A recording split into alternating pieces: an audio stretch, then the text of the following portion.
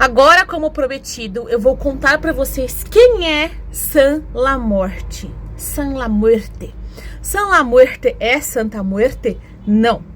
Então hoje eu vou falar um pouquinho sobre o culto de San la Muerte, onde é feito, né? E um pouquinho da história, do porquê que ele é diferente de Santa Morte.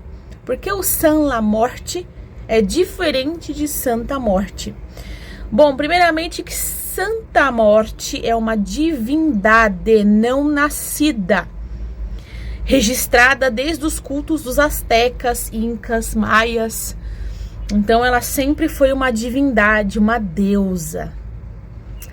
Já San la Morte é considerado um daimon, um jin, porque ele teve sua vida na Terra e desencarnou.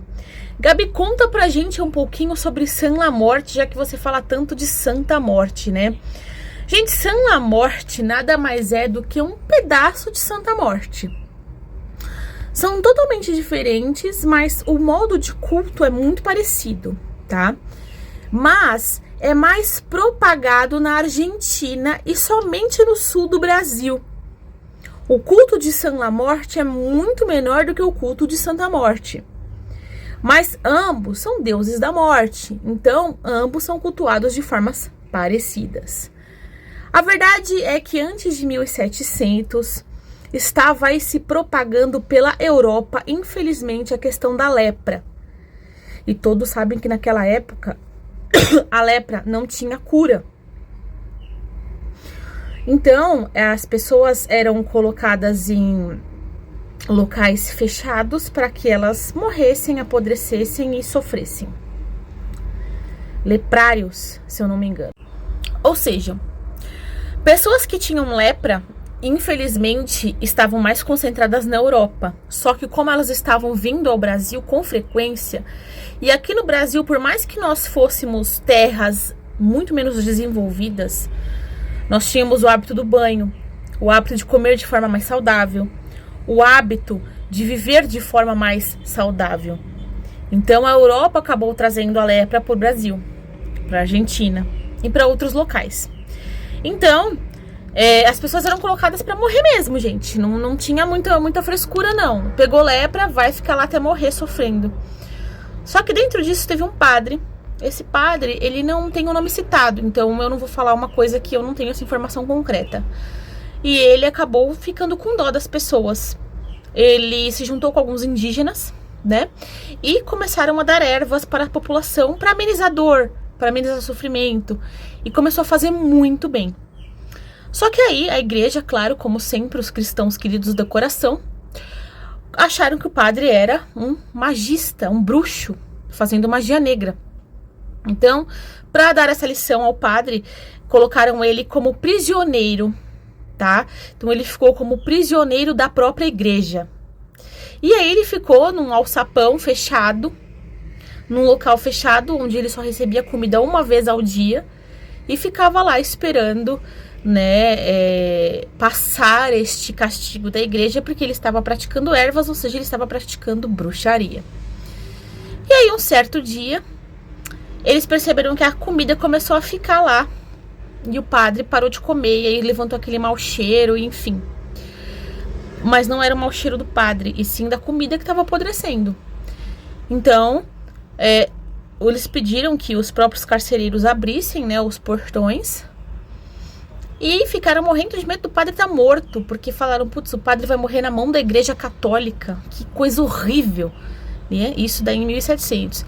E aí, quando abriram a porta, o padre estava num canto da parede, de pé, olhando para a janela, para uma pequena janela, uma pequena fresta que ele conseguia ver a luz do sol, muito pequena, com um cajado na mão, né, com a sua bengala na mão e em pé. Aí eles aliviaram, falaram, ufa, ele tá vivo, né, que bom, porque pelo menos não vai morrer aqui pela igreja católica.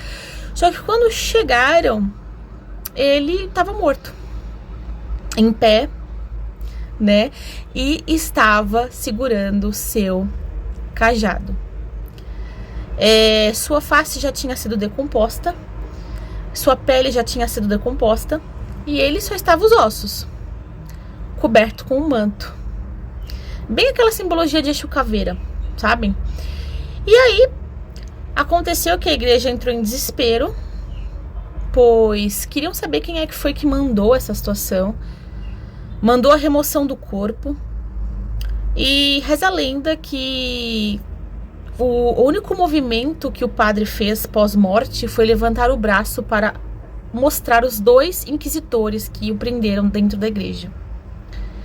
Após esse fato, ele começou a fazer muitos milagres pela Argentina, muitos milagres, considerado como um santo mesmo, né?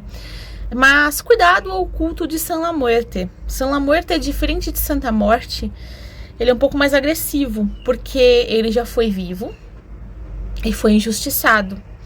Então, para destruição e para justiça, ele é maravilhoso, muito poderoso. E ele, assim como Santa Morte, também cuida dos rejeitados, dos doentes. Então, para San La Morte, é muito mais específico para quem está realmente aí entre a vida e a morte, com o câncer, com uma doença terminal. Então, San La Morte é usado para esses fundamentos.